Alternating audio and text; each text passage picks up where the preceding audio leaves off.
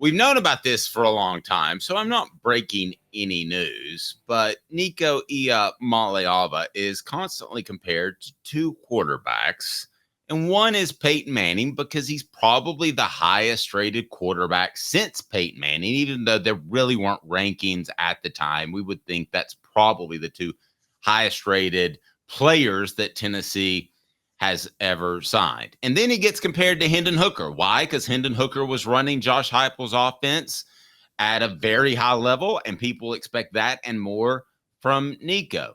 So let me ask you this. Is it awesome or a burden? And I want to put this on the YouTube poll question if we can, Caleb. But Jimmy, let's start with you. Is it awesome or a burden that he is compared to such fantastic Tennessee players of the past? At this time in his career, I consider it a burden because he has not proven that he should be compared to those two players yet. Now, in a year from now, if he has a great sophomore season and you're asking that question, then I would say it's a compliment and a privilege. But at this point, I mean, what has he done? What's he done to draw this praise other than the speculation? I think it's putting an awful lot of pressure on him. If I were to jump to an NBA example, the Ant-Man, Anthony Edwards up at the Timberwolves, he's had several great seasons, right? So now some people are starting to compare him to Michael Jordan. At least he's got a resume. He's doing some special things. Nico hasn't done that yet. He's had one game. So to me, it's a little bit of a burden, and it applies a little bit too much pressure. Jimmy, I understand everything you say, and I agree with most of that, but I'm going to throw this in there. Today's tough question is brought to you by Rick Terry Jewelry Design. They want to be your jeweler looking for affordable game day jewelry. How about the Fire Opals, the Tennessee tradition? RickTerryJewelry.com, RickTerryJewelry.com. Jimmy, I think we kind of get in this cocoon. Let me throw this at Caleb, where we talk about what's good in college football. But the bottom line is if he didn't have this type of attention, he wouldn't be making $2 million a year. So I would have wholeheartedly agreed with Jimmy 5 years ago. But now it's nice to see that $2 million a year in the bank. That's a very good point. If Nico is capable of what I think he's capable of, if he is ready for big time college football, then he wants the expectations and the money.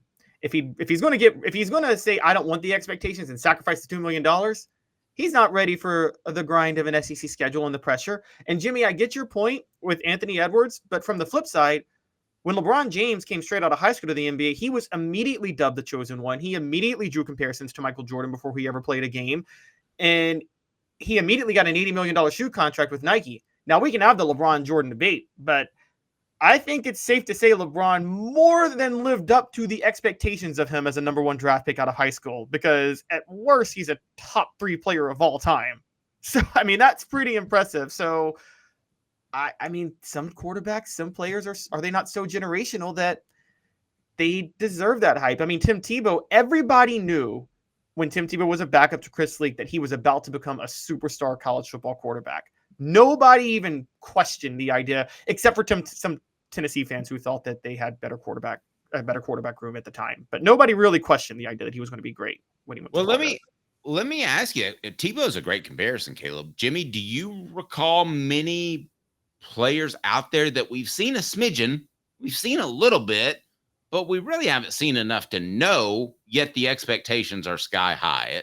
Can you remember anybody else out there, either at Tennessee or just in recent memory in the SEC? And we remind you to hit like and subscribe. We greatly appreciate that. And if you've got a thought on the message board, some guys who came in with monstrous expectations and managed to handle them, I'm curious. Jimmy, anybody stand out to you?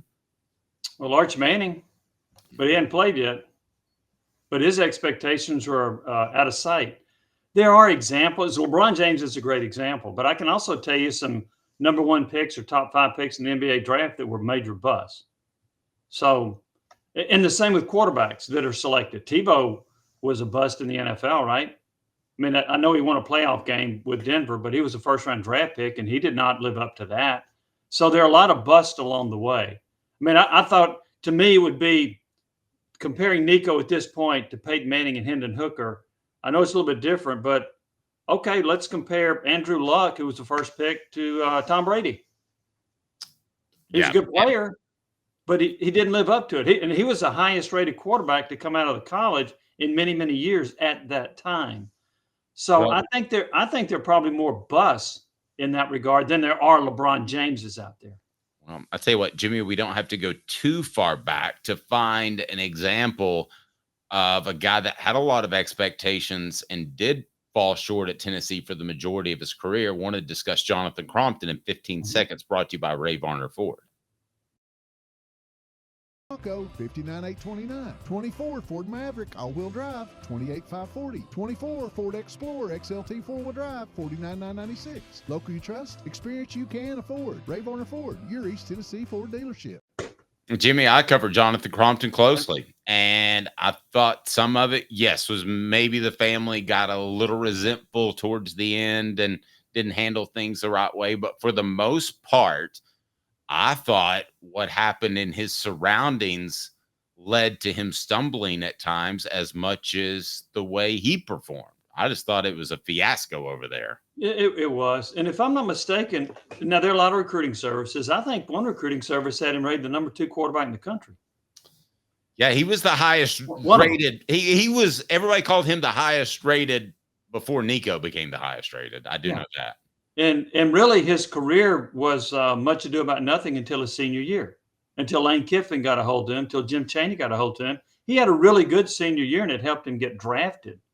But he did not play to the level that was expected when he came out of high school as such a highly rated prospect.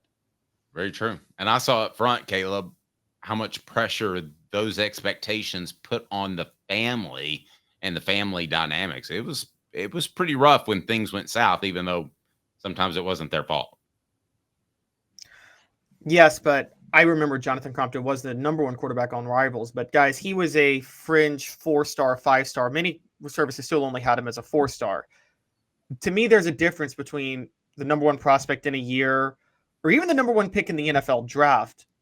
And some prospects you are so sure about that they will work out no matter what. It's funny, Jimmy, because I was going to mention, you brought up Andrew Luck. To me, that was one you're so sure he would work out.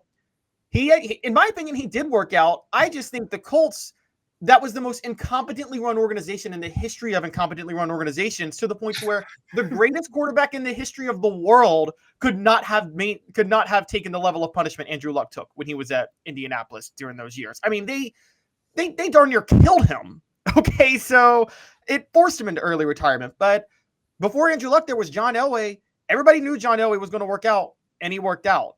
You're right. There are most of the time questions, but I do think every now and then a prospect comes along that there is no debate that he's going to work out and he's going to be good. And I do think Nico falls into that category. And I don't say that about most people, but I think he falls into the latter category. You know what category I think he falls into, Jimmy? Let me throw this at you. Is Kyler Murray.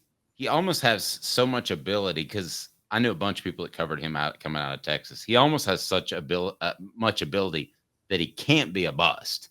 He might not be great and be average, but he just has so much ability. I don't see a complete bust coming out of him. I can't believe you would compare Nico to a quarterback who's 5'8". What are you doing? It's not bad. It's not bad. Because he is a legit 6'6". You stand next to that dude, you're like, good Lord. Now, let me say this. I think Nico is going to be an outstanding quarterback at Tennessee. I just think that we jumped the gun on trying to say he's the next this or the next that.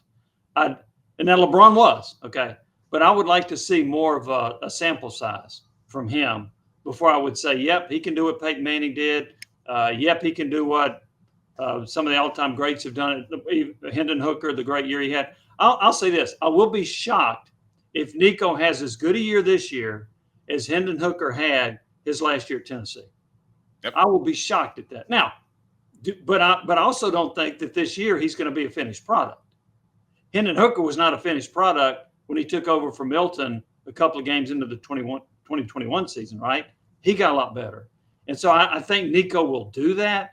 And there may be a time when I would feel comfortable comparing him to them. I just want to see more out of him before I would go down that road.